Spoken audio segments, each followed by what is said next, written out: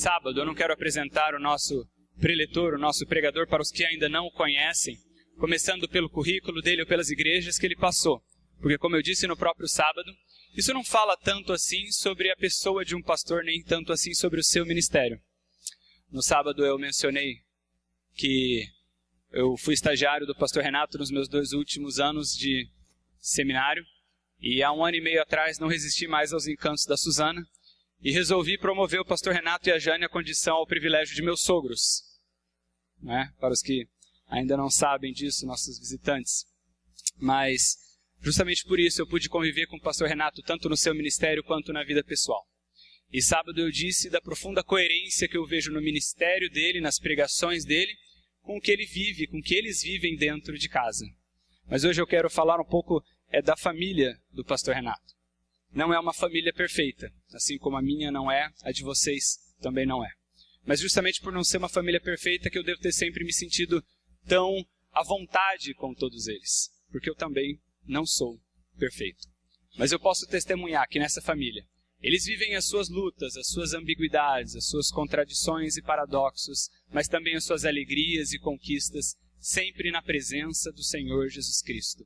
Sempre firmados na rocha que é o Senhor Jesus Cristo e no Evangelho do Senhor Deus.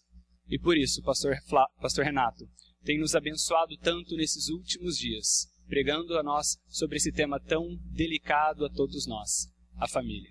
É por isso que temos sido tão abençoados e temos certeza que ainda esta noite seremos mais uma vez. Pastor Renato, obrigado por tudo e que o Senhor o abençoe mais uma vez.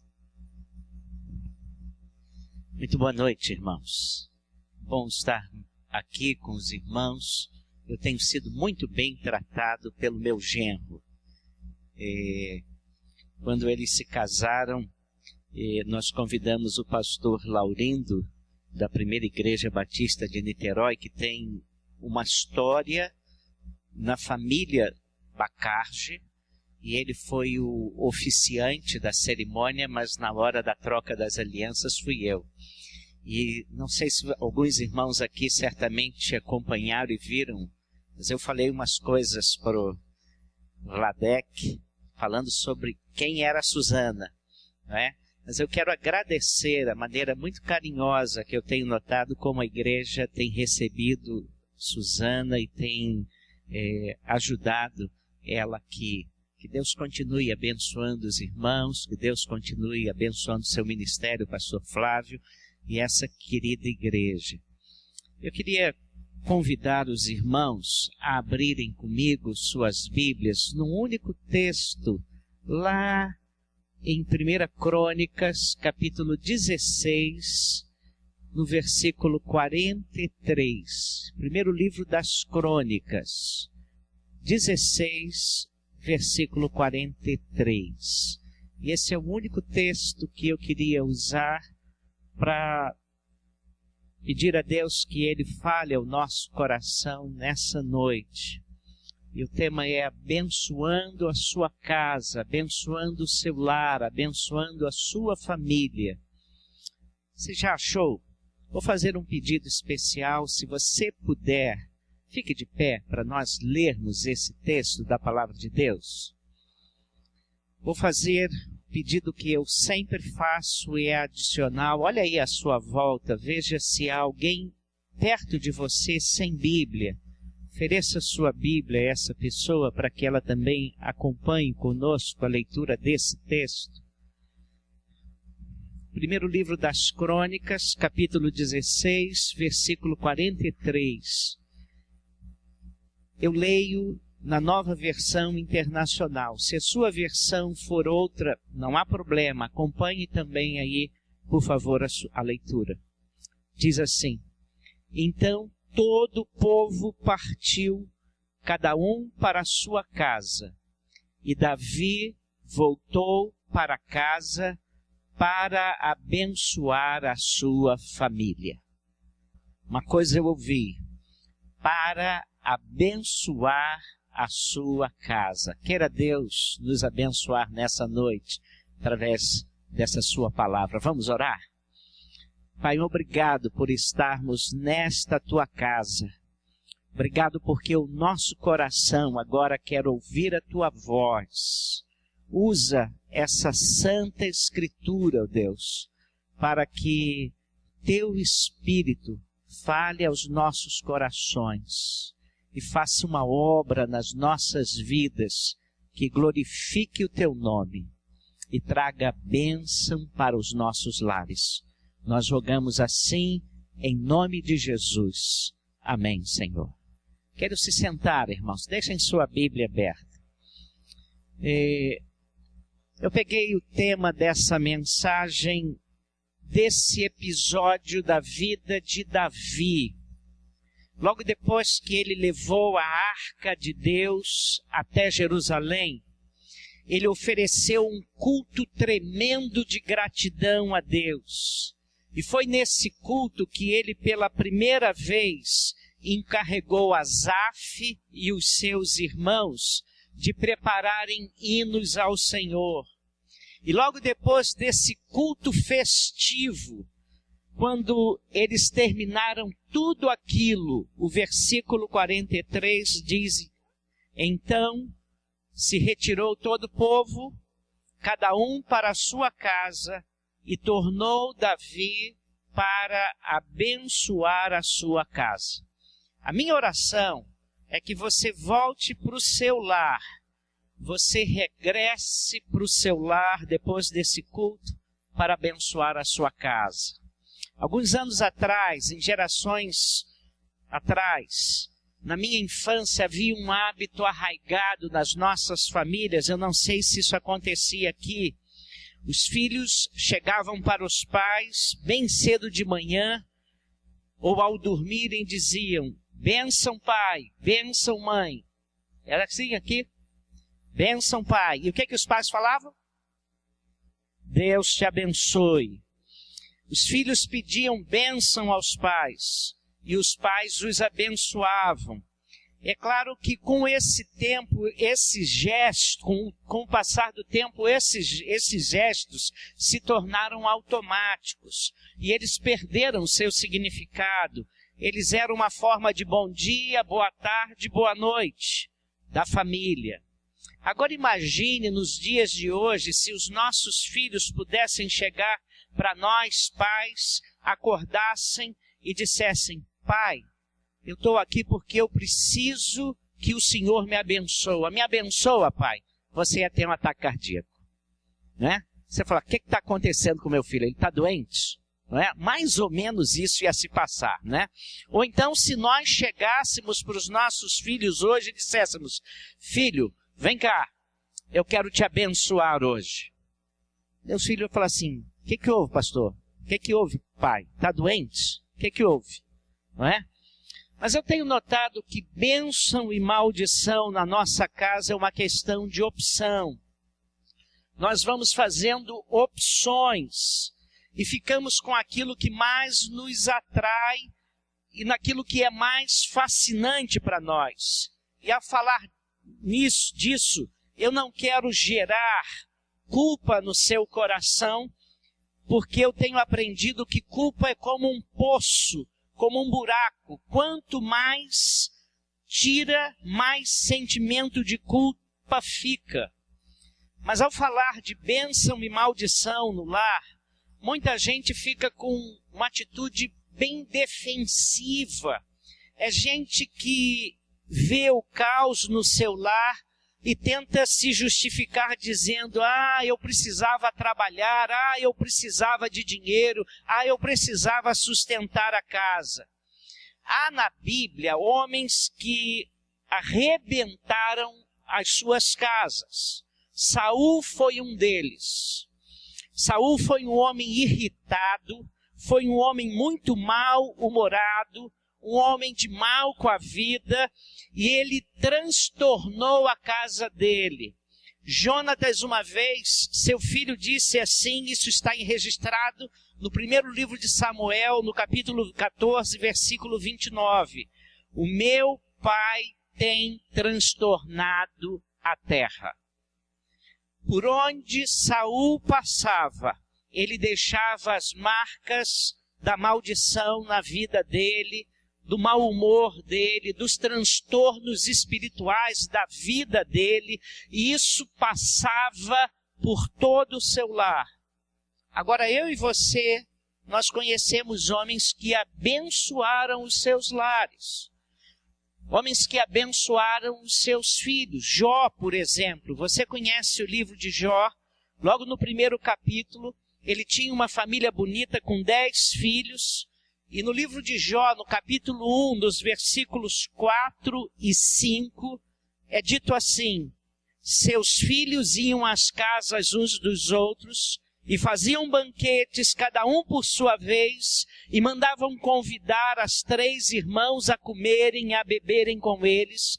E decorrido turno de dias de seus banquetes, chamava Jó seus filhos e os santificava, levantava-se de madrugada e oferecia holocaustos, segundo o número de todos eles, pois dizia: talvez tenham pecado os meus filhos e blasfemado contra Deus em seu coração.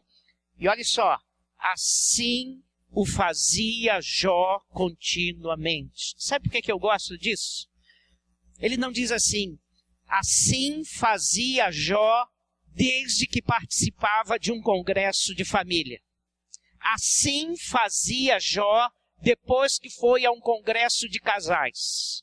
Assim fazia Jó depois que ouviu uma mensagem que tocou profundamente o seu coração. Não. Esse texto diz que Jó orava, Jó santificava-se, Jó oferecia sacrifício pelos seus filhos continuamente, todos os dias. Isso custava dinheiro, ele tinha 10 filhos. Isso custava o seu tempo. Isso custava muita coisa, mas ele queria ser bênção no seu lar. Jó tinha uma percepção extraordinária de que ele tinha que trazer os seus filhos diante do Senhor. Ele sabia que a sua família tinha que ser apresentada a Deus. E ele queria que ela fosse abençoada por Deus. E ele fazia isso continuamente. Há uma outra vida que nós sabemos que abençoava o seu lar, a vida de Abraão. Abraão é um outro exemplo para nós, porque a Bíblia nos diz que Abraão era um homem que por onde passava construía altares, diferente do seu neto, que não conheceu o Deus do seu avô, e por onde passava construía ringues, brigava, até o dia em que se converteu. E quando Jacó se converte e se transforma em Israel, ele começa a imitar o avô. Por onde passava, em todos os lugares onde ia, ele levantava altares. O que significa abençoar a minha casa? Bênção, antes de mais nada, é uma dádiva de Deus, é uma dádiva espiritual.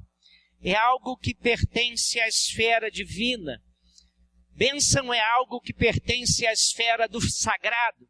Bênção é algo que vem de Deus para nós. Ela nos é dada. Não é um termo que se use num tribunal, como também não é o termo pecado nem maldição. Bênção é algo sobrenatural de Deus e algo que Deus quer fazer na sua vida e na minha vida. Bênção é coisa de Deus. Tiago 1:26 diz: toda boa dádiva, todo dom perfeito vem do alto e desce do Pai das luzes.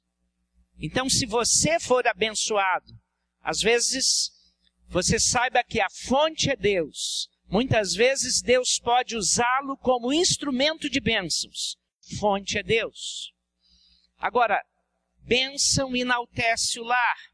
Ela afirma a personalidade humana, porque a palavra abençoar vem do latim benedicti e significa afirmar o outro.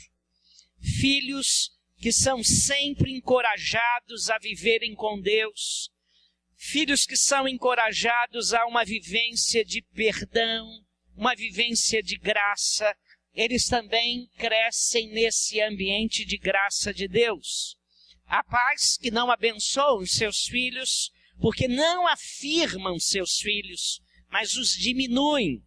Você é um sem vergonha, você não vai dar em nada, você é um preguiçoso. São pais que não afirmam seus filhos em nenhum momento, não os encorajam, não os abraçam, não fazem declaração da bênção que eles são para a sua vida. E é interessante que a gente que conhece os evangelhos, a gente sabe que Deus Pai fez isso com um filho. Em 2 ocasiões nos evangelhos nós temos Deus Pai encorajando, abençoando, enaltecendo e mostrando como era amado Jesus, seu filho. E é interessante, quando Jesus publicamente foi batizado, uma voz do céu dizia: este é o meu filho amado, em quem me comprazo, em quem tenho prazer. Quando Jesus estava no Monte da Transfiguração, e Pedro, sem saber muito bem o que dizer, porque estava fascinado com aquele encontro, Jesus, Moisés, Elias, representando a lei, Moisés, representando os profetas Elias e Jesus, e ele quis colocar todos no mesmo nível. E Deus o Pai disse: este é meu filho amado, em quem sinto prazer, a ele ouvi. Não é hora de ouvir mais Moisés, não é hora mais dos profetas. Agora, se você quer ouvir a voz de Deus, ouça Jesus. Era isso que ele estava falando. E ele é o meu filho amado, e eu sinto prazer e orgulho nele. Talvez você venha de lares onde essa bênção nunca aconteceu no seu coração.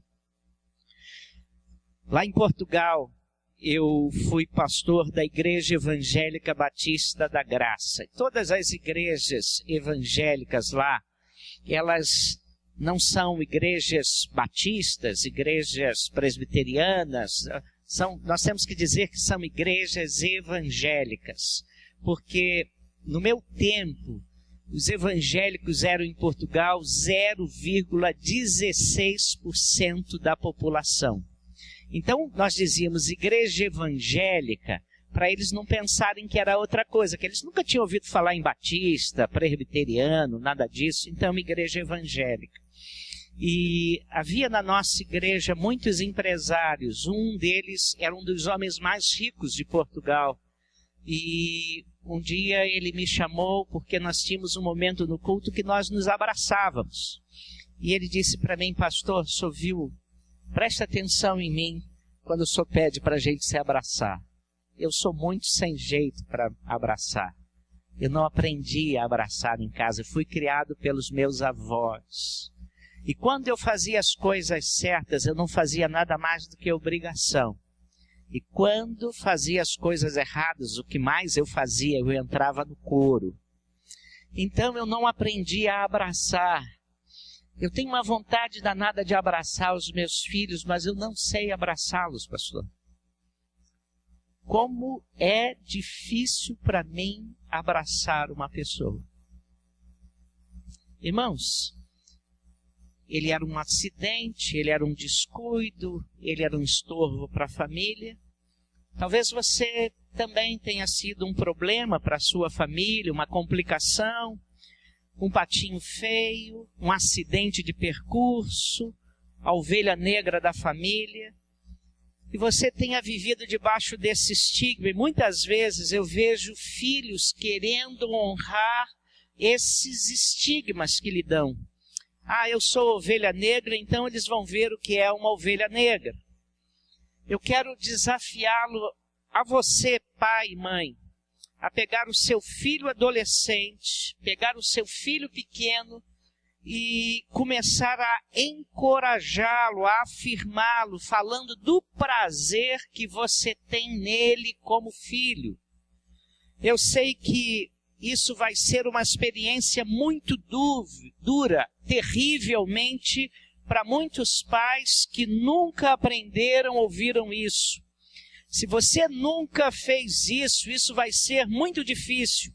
Mas se você abraçar o seu filho adolescente, se você abraçar o seu filho jovem, claro, você vai dar esse abraço longe dos amigos dele, porque senão eles vão falar, você me fez passar o maior mico, não é? Fechei parênteses. Mas eu quero dizer que no dia que você chegar para o seu filho, faça isso e diga, meu filho, eu tenho um enorme prazer em você. Eu tenho um orgulho muito grande de ser o seu pai e tê-lo como meu filho. E você talvez não saiba a alegria que eu tenho de tê-lo na minha vida. A alegria que você enche o meu coração, você talvez não possa imaginar. Porque quando você encoraja dessa forma, o filho começa a se sentir motivado a enfrentar a vida. Mas geralmente o que a gente faz? A gente critica, a gente coloca falha, a gente acusa, porque é sempre mais fácil fazer assim. Elogios não saem facilmente das nossas vidas, não estão rotineiramente no nosso vocabulário. Eu sei que se eu dissesse aqui para os maridos, descreva 5 características ruins da sua esposa, eu acho que você faria isso rapidamente. Mas se eu pedisse a você que desse 5 boas características, você falaria a primeira, pensaria na segunda, e se você dissesse a terceira, você é um campeão, meu caro. Você é um campeão. Quase sempre é assim, porque a gente se fixa no ruim e não se fixa no bom. Quando acontece esse texto, termina o culto, e Davi está alegre com tudo aquilo que Deus fez, porque aquilo que ele tinha projetado no seu coração finalmente acontecera. Agora ele decide voltar para casa. E ele disse, eu vou voltar para casa e vou abençoar o meu lar. Eu vou abençoar as minhas esposas, ele tinha várias. Eu vou abençoar os meus filhos. Eu vou fazer do meu lar uma grande bênção. Quando acabar o culto aqui, você também voltará para a sua casa. Mas voltará para fazer o quê? E eu espero que você volte para abençoar a sua família. Não volte para fazer da sua casa um lugar, para sua casa virar um demônio que alguns sempre foram. Volte para casa para abençoar os seus filhos. Volte para casa para abençoar a sua esposa, para abençoar o seu esposo, para abençoar a sua casa. Essa é uma opção que você tem de tomar e é uma questão de atitude também. Quando eu abençoo, eu trago proteção espiritual. Porque quando a bênção de Deus se instala dentro da minha casa, eu trago proteção espiritual para dentro do meu lar. O rei Moabita, ele contratou certa vez um profeta da pesada. Eu só chamo esse homem de profeta porque a Bíblia diz que ele era um profeta chamado Balaão, e essa história está registrada no livro de Números, capítulos 23, 24 e 25. E contrata Balaão para amaldiçoar o povo de Deus. E oferece a Balaão uma grana preta, muito dinheiro, irmãos, e era uma oferta tentadora, era a independência financeira de Balaão. E Balaão era um homem místico, que falava com espíritos, tinha experiências sensoriais, e olha para aquele dinheiro, olha para aquela oferta, e quando vê o povo de Deus lá embaixo, diz a palavra de Deus, que quando ele estende a mão para amaldiçoar aquele povo, Deus diz para ele, você não pode amaldiçoar a quem eu abençoei. Você não pode amaldiçoar a quem abençoado está. E aí ele volta pesaroso para o rei de Moabe e diz: Deus abençoou esse povo e eu não posso fazer nada contra ele. Pastor, amigo meu disse que foi visitar um casal que estava frequentando a sua igreja, e quando chegou lá na sua casa, na casa daquele casal, ele conheceu também uma jovem que era filha deles. E quando ele estava conversando com o casal, um espírito maligno, uma entidade, se manifestou naquela jovem, jogando-a no chão, indo e voltando, numa luta espiritual muito grande, e em determinado momento a entidade que estava incorporando aquela jovem disse o seguinte: ela me pertence, ela é minha, os seus pais me entregaram, ela foi entregue a mim. E o pastor chamou aqueles pais e perguntou: vocês fizeram isso? Fizemos. Pois bem, nós agora vamos desfazer isso aqui. Aquele casal já havia se convertido, aquele casal já tinha tido uma experiência pessoal de conversão com o Senhor, e o pastor disse: agora eu quero que toda vez que nós confrontarmos esse espírito maligno, vocês digam: nós rejeitamos isso e quebramos isso em nome de Jesus, porque nós agora pertencemos ao Senhor Jesus. E sistematicamente, durante 1h30, aqueles pais quebraram todos os vínculos e pactos que eles tinham feito com o maligno. Eles tinham consagrado aquela jovem, quando criança, com sangue derramado na cabeça dela, para dedicá-la a entidades.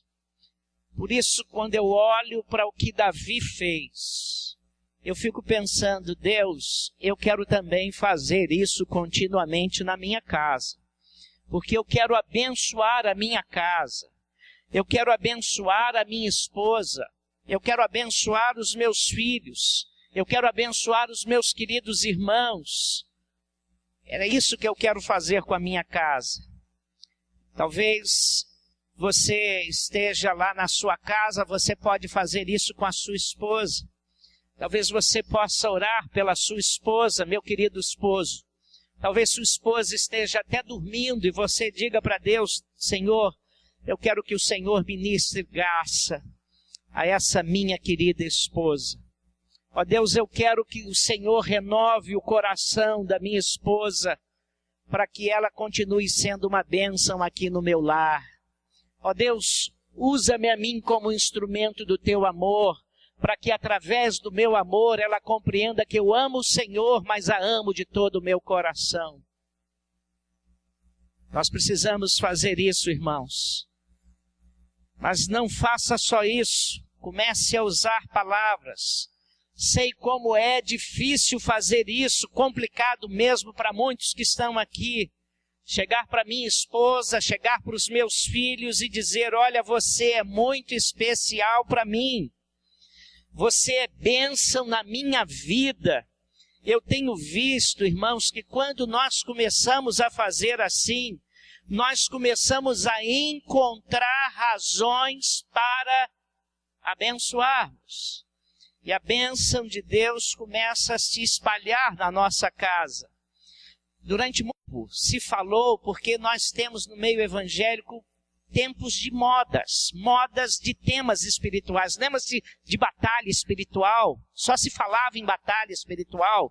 Lembra-se disso? Outros temas também, maldição hereditária, lembra? Não havia um culto que não se falasse em maldição hereditária, lembra-se disso? Não é? E eu me lembro que nessa época eu estava em Portugal e foi a moda, porque brasileiro vai lá para Portugal e leva a moda. E brasileiro evangélico vai para lá e leva a moda também. Chega um pouquinho atrasado, 3 meses só, mas chega lá. E havia nascido uma criança que era filha de uma dentista que era missionária fazedora de tenda. Ela se casou com um Flávio, que era dentista e era fazedor de tenda há muito tempo. E o missionário fazedor de tenda era aquele que não tinha um vínculo com a Junta de Missões Mundiais, mas era um profissional que estava em um país e queria ser usado na obra de missões. Então ele era nomeado, autonomeado, missionário fazedor de tendas. Flávio se casou com Rosa, Rosa era uma crente nova, os dois dentistas estavam abençoando muita gente lá, e nasceu-lhes o filhinho, e eu fui visitá-los, e quando cheguei lá estava uma família à minha frente, e a senhora da frente disse o seguinte: Flávia, Rosa, seu pai era incrédulo? Sim, meu pai não conhece ainda o evangelho. Você já orou tirando a maldição que há nessa criança? Ela falou: maldição? Ah, seus pais são incrédulos. Deus visita a maldade do pai nos filhos até a 3ª e 4ª geração daqueles que o rejeitam. Diz Êxodo 20, versículo 5. E Rosa falou: hoje eu vou passar a noite toda em oração, orando por esse meu filho. E me deu uma coceira com a vontade de falar, mas eu fiquei na minha e esperei acabar a visita e disse assim: Rosa, abre a sua Bíblia aí, em Êxodo 20, versículo que ela leu. Ela diz assim: Deus visita a maldade do pai nos filhos até a 3ª e 4ª geração daqueles que me rejeitam. Mas ele não leu o versículo 6. E o versículo 6 diz assim: mas sou misericordioso com 1000 gerações dos que me amam e guardam os meus mandamentos. Eu fico muito preocupado e ficava muito preocupado com aquele ensino, porque a Bíblia diz que quando alguém está em Cristo, nova criatura é. As coisas velhas já passaram e eis que tudo se fez novo. Então eu não conseguia entender como uma pessoa convertida a Jesus vai passar um pacto de libertação de maldição hereditária. E eu estou absolutamente convencido de que não existe maldição hereditária para quem entregou a sua vida a Jesus. Mas eu fui criado num lar muito piedoso, meus pais eram muito piedosos. Eu costumo dizer que a melhor versão da Bíblia que eu conheço foi a versão vivida por meus pais dentro de casa. E desde cedo eu aprendi que não devia temer nada disso, porque Jesus é maior e Ele está em mim do que aquele que está no mundo. A minha mãe tomou para si a responsabilidade de ganhar os seus 5 filhos para Cristo muito cedo. E antes de fazer uma decisão pública num culto, num templo muito grande, muito cheio, aos 9 anos de idade, eu já tinha feito decisão na minha casa dezenas de vezes na cama da minha mãe, ouvindo ela me falar de Jesus e eu entregando a vida a Jesus lá naquela cama. E lá perto de casa havia uma pedreira e as pessoas iam lá oferecer despachos naquela pedreira. E eu era muito curioso, eu deixava o sujeito ir lá fazer o despacho dele e depois ia lá ver o que ele tinha despachado. E olhava para um lado, olhava para o outro, via. E um dia tomei um susto muito agradável, porque o sujeito tinha despachado moedas. E eram todas moedas válidas, vigentes daqueles dias. E aí eu falei: ah, não, pô, moeda não, moeda é para mim. Então peguei aquela cuia, joguei as moedas todas no meu coisa, embolei e fiquei com a barriga de grávida cheia de moeda. E fui para o seu Antônio, a mercearia perto lá de casa, e fiz aquilo que era o sonho de todas as crianças. Comprei bala, doce, tomei Coca-Cola, Guaraná, sorvete disso, sorvete daquilo, e oferecia para os meus colegas. Ele falava: não quero não, que isso vai me pegar aí, não é? E foi melhor ainda porque ninguém quis nem um tasquinho, irmãos.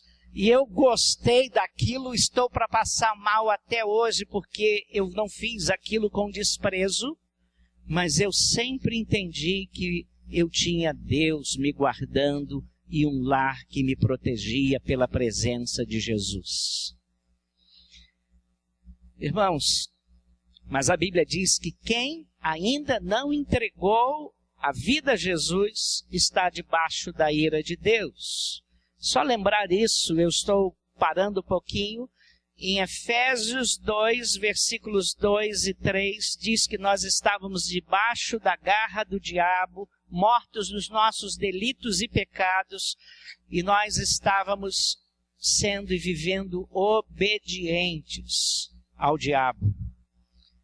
E a Bíblia nos diz que a obra de Jesus, ele veio nos libertar das trevas e nos trazer para a sua maravilhosa luz.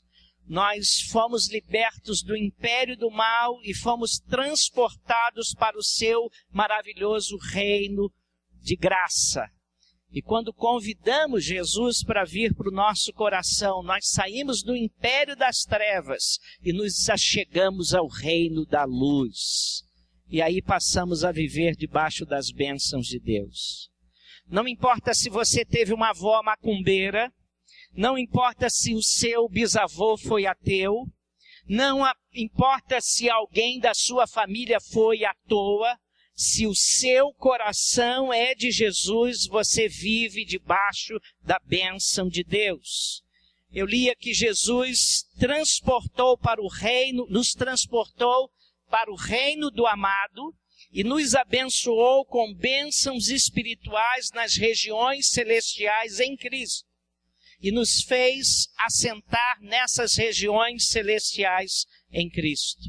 Então, quando eu estou debaixo da bênção de Deus, Satanás não tem domínio sobre mim. Ele pode jogar dardos inflamados, ele pode tentar perturbar a minha história, mas eu estou debaixo da bênção de Deus. E é por isso que eu devo encaminhar a minha família na fé. E é por isso que eu devo encaminhar a minha família e devo encaminhar os meus filhos na fé. Eu decido muitas coisas pelos meus filhos, você decide muitas coisas pelos seus filhos. Você decide o que eles vão comer, você decide a escola que vão estudar, você decide até se eles vão escovar os dentes. E tudo isso para o bem deles. E por que eu não vou pensar em encaminhá-los na fé? É importante trazer os seus filhos para que eles sejam dedicados a Deus. Mas mais importante é que eles vejam que você está comprometido com essa fé que traz bênção para o lar dele. Isso é importante. Eu vejo muitos crentes e pais crentes que nascem os filhos, eles trazem à igreja para serem abençoados e dão um tchau para a igreja. Como agora eles tomaram uma vacina e eles estão vacinados espiritualmente. Não é verdade, não é assim. Eu conheço muitas crianças que foram dedicadas a Deus, pequenininhas, estão na prisão no Rio de Janeiro. Eu conheço muitas crianças que foram dedicadas com todo amor pelos seus pais quando eles eram crianças. E sabe onde eles estão hoje? Estão no mundo, nas drogas. Mas deixa eu prosseguir. Há alguns movimentos que trazem bênção para dentro de casa. E o desejo do meu coração é que você saia daqui para abençoar a sua casa. Primeiro, quando nós passamos a entender o Evangelho, e o Evangelho começa a fazer parte da nossa vida, isso traz uma verdadeira bênção para o nosso lar.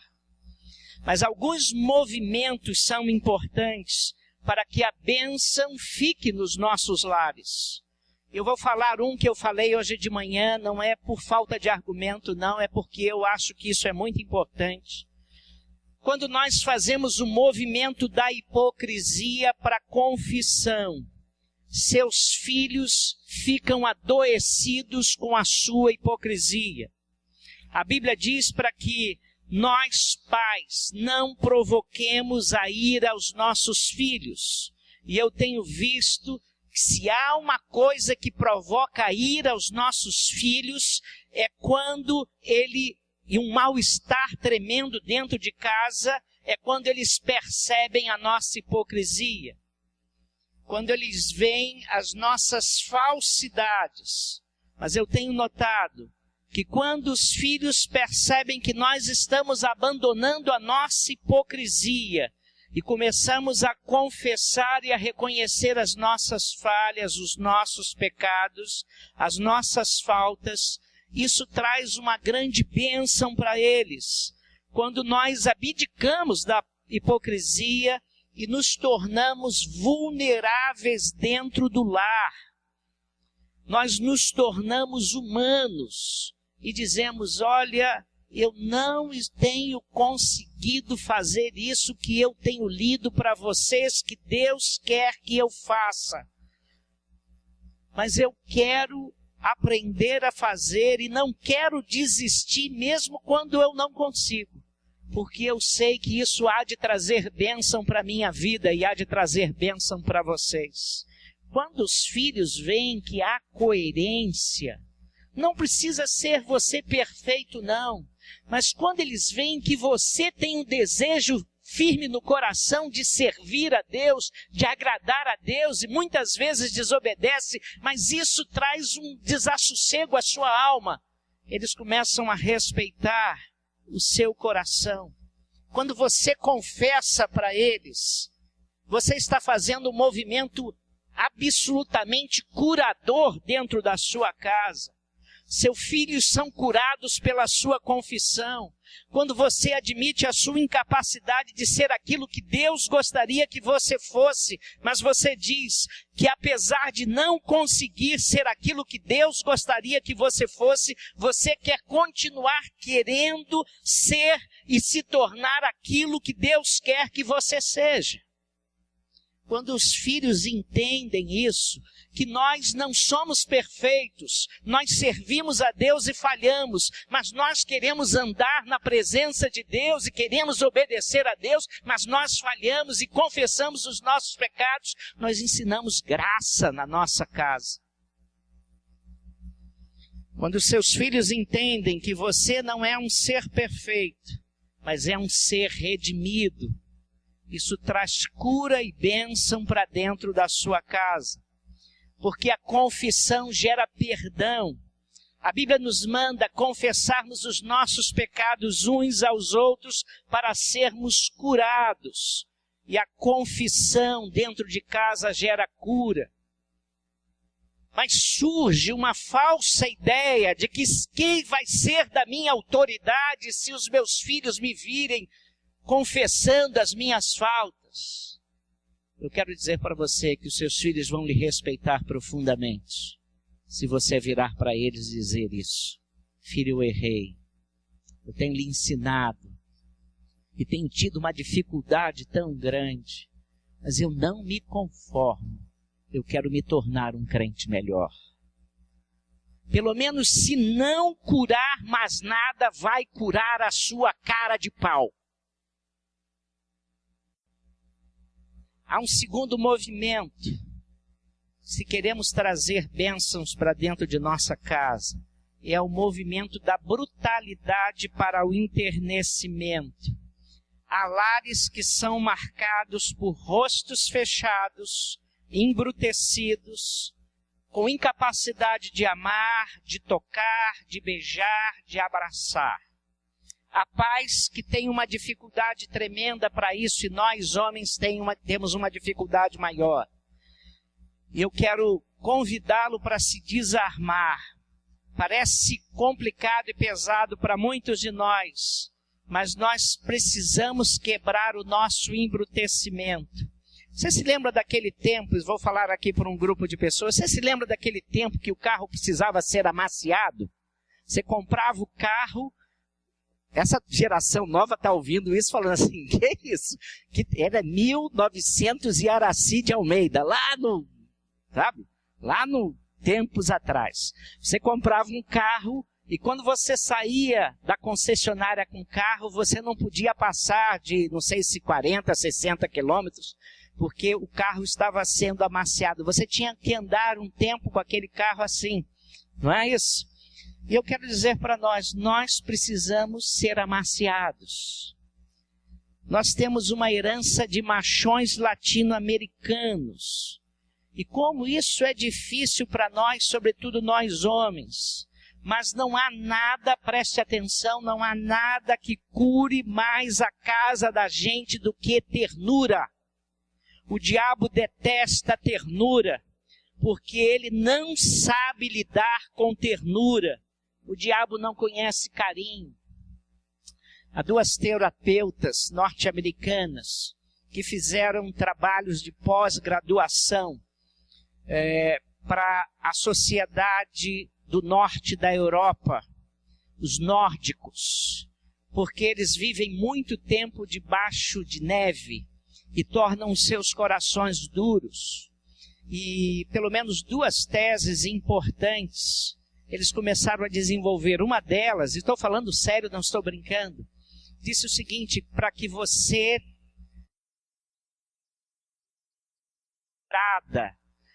precisa pelo menos todos os dias dar no mínimo 12 abraços.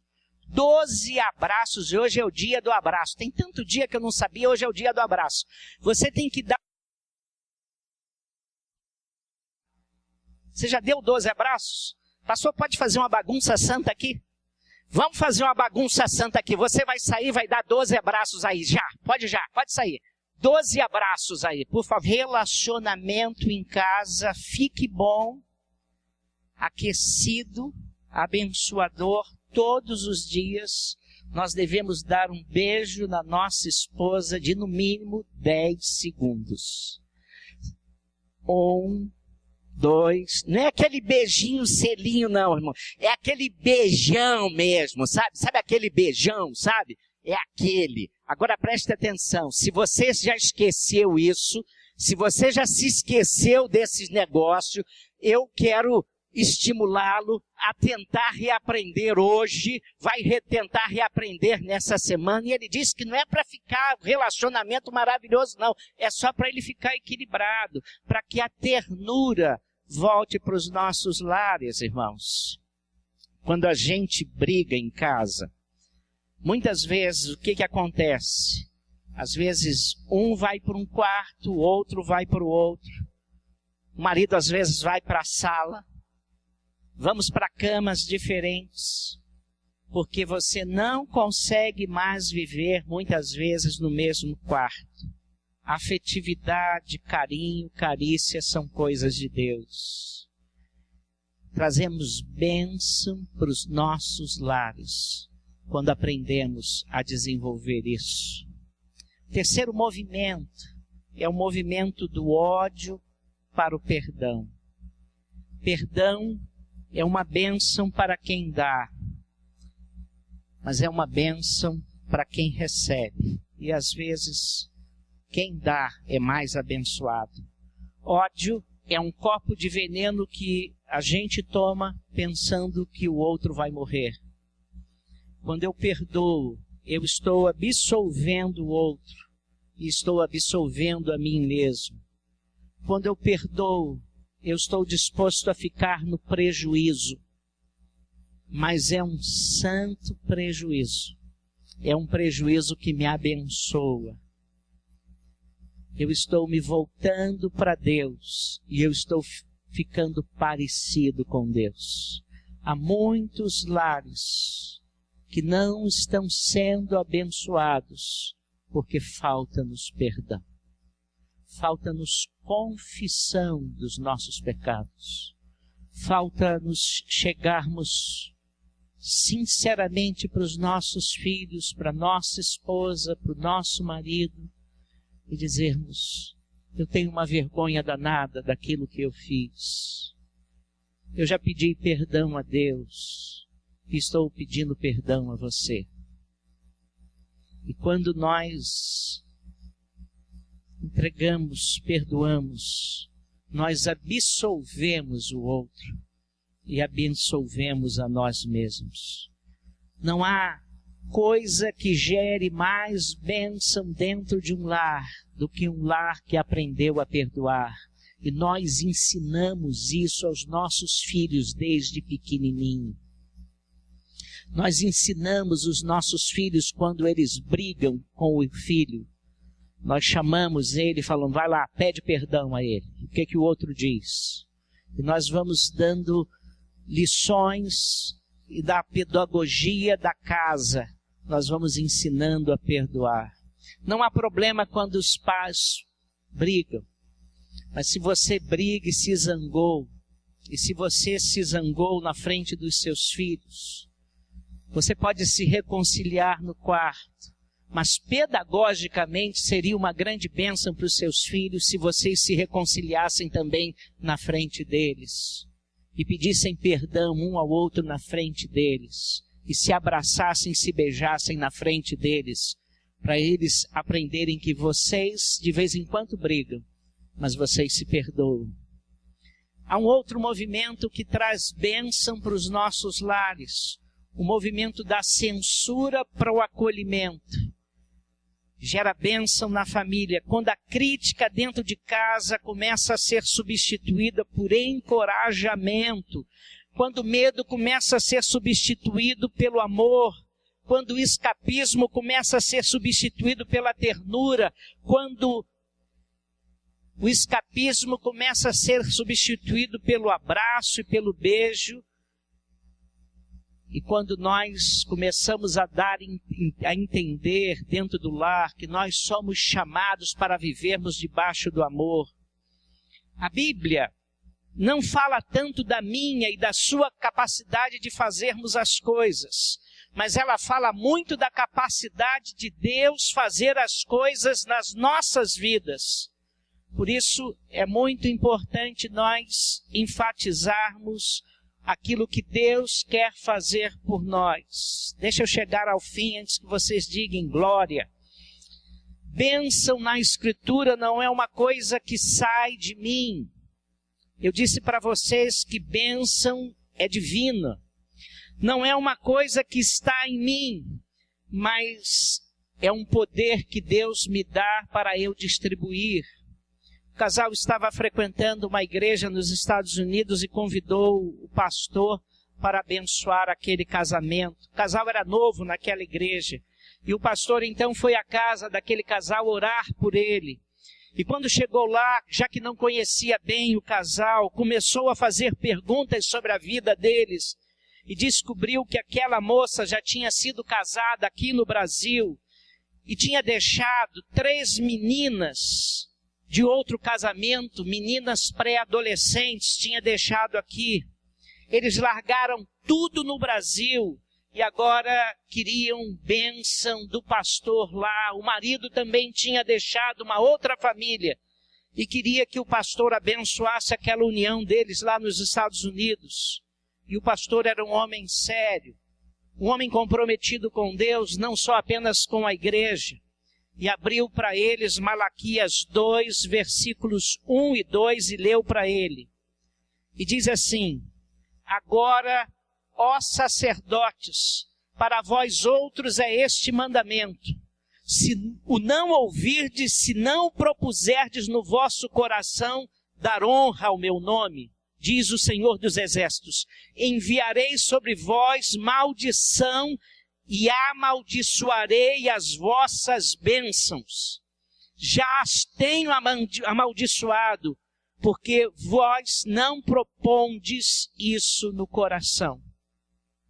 Deus estava dizendo, e aquele homem leu, para aqueles sacerdotes e para nós pastores, que pastor não pode dar bênção sem a bênção dele. Se Deus não abençoar, pastor nenhum pode dar bênção. E Deus estava dizendo que estava amaldiçoando a bênção aquelas bênçãos que os pastores estavam dando lá naqueles locais. E isso serve para nós aqui. Eu estou falando para você voltar para a sua casa nessa noite, para abençoar a sua família. Mas você não pode abençoar você mesmo. Você não pode abençoar quando Deus não abençoa você. Você só será bênção para os seus filhos se você for bênção nas mãos de Deus. Você não pode ser bênção para a sua esposa se você não é bênção na mão de Deus. Você não pode ser bênção na vida do seu marido se você não é bênção nas mãos de Deus. É Ele quem nos dá as bênçãos para nós sermos instrumentos de bênçãos para abençoarmos os outros. Quando muito a bênção passa por nós. Nós somos canais, nós somos instrumentos. Eu vejo muitos pais querendo que os seus filhos sejam abençoados, mas eles não querem trazer suas vidas para Deus. Há pais que trazem os seus filhos, deixam-nos na porta do templo e estão dizendo o seguinte: pastor, eduque aí essas crianças para mim. E estão dizendo para os seus filhos: eu não estou nem aí com a vida pessoal de vocês. Não estou nem aí com a minha vida, mas eu quero que vocês sejam abençoados. Mas, pai, a bênção tem que passar por você, se você quer a bênção do seu filho. Às vezes queremos o nosso filho dedicado a Deus, mas nós não queremos nos dedicar a Deus. Como é que vai haver bênção nisso? Nós queremos a bênção de Deus sobre o lar, mas nós não queremos ensinar ao lar os caminhos do Senhor. Como é que vai haver bênção nisso? Nós queremos que os nossos filhos sejam cheios da graça de Deus, mas nós não queremos a graça de Deus. Nós queremos que os nossos filhos leiam a Bíblia, mas nós não lemos a Bíblia para eles e eles não nos veem lendo a Bíblia.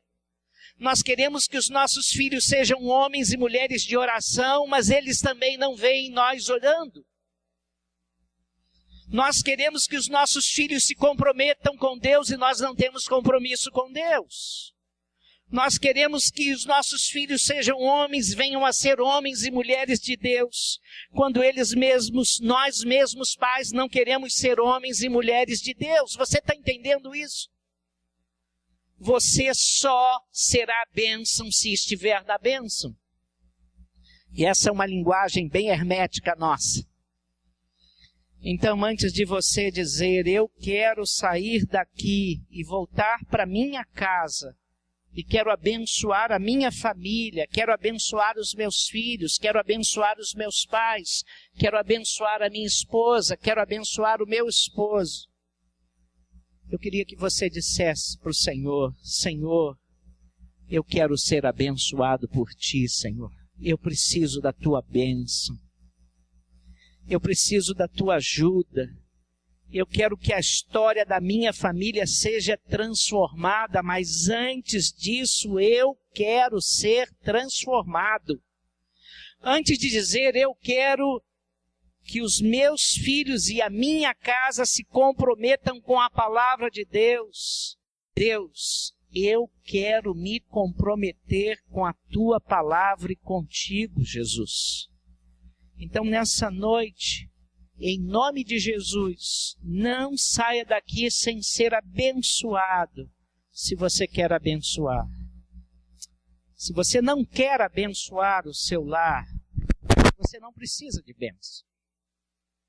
Mas se você quer sair daqui para abençoar o seu lar, você precisa da bênção de Deus. A bênção de Deus tem de estar no seu coração.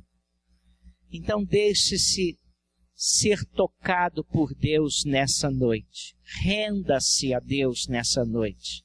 Renda a sua arrogância e diga: Deus, eu estou entregando a minha arrogância nas Tuas mãos. A sua autossuficiência, e você está dizendo: Deus, eu quero colocar a minha autossuficiência no chão e quero colocar-me nas Tuas mãos, Senhor. Eu sei que um rei não se rende com facilidade, e há um grande rei dentro de você. Quando eu me rendo, eu pego as minhas armas e jogo-as todas no chão, e me coloco inteiramente aos cuidados do outro e digo, agora eu estou à sua mercê. Deus, eu estou nas tuas mãos. Eu preciso da tua bênção, porque eu quero sair daqui para ser bênção na minha família. E eu estou jogando para o alto e colocando as armas da minha arrogância, da minha autossuficiência, do meu desinteresse no chão. E estou colocando minha vida nas tuas mãos, aos cuidados da tua graça. Mas Deus, eu não quero sair daqui sem a tua bênção, porque eu preciso chegar lá na minha casa, como Davi, para abençoar o meu lar. Pastor José Nietzsche Pinheiro, missionário dos batistas brasileiros em Portugal, hoje muito doente. Eu cheguei à cidade do Porto para ser missionário, comecei a frequentar a igreja de São Mamédia de Infesta. E nós tivemos uma série de conferências, o pastor Diné René Lota, também missionário brasileiro, estava fazendo uma série de conferências ali. E ele pregou 5 sermões em Romanos 1, 16 e 17. Não me envergonho do Evangelho, pois é o poder de Deus para a salvação de todo aquele que crê. E quando chegou na sexta-feira, pregou o primeiro sermão extraordinário, pregou o segundo sermão tocável, o terceiro sermão na sexta-feira, eu fiquei tão tocado, virei para a Jane e disse, Jane, conheço o Evangelho desde que me entendo por gente, mas se eu não conhecesse o Evangelho, eu entregaria a minha vida a Jesus Cristo hoje. E ele fez um apelo, ninguém foi à frente. E o velho pastor Nietzsche Pinheiro subiu, naquele tempo não era tão velho assim, e disse assim, eu não sabia que o Evangelho era o poder de Deus.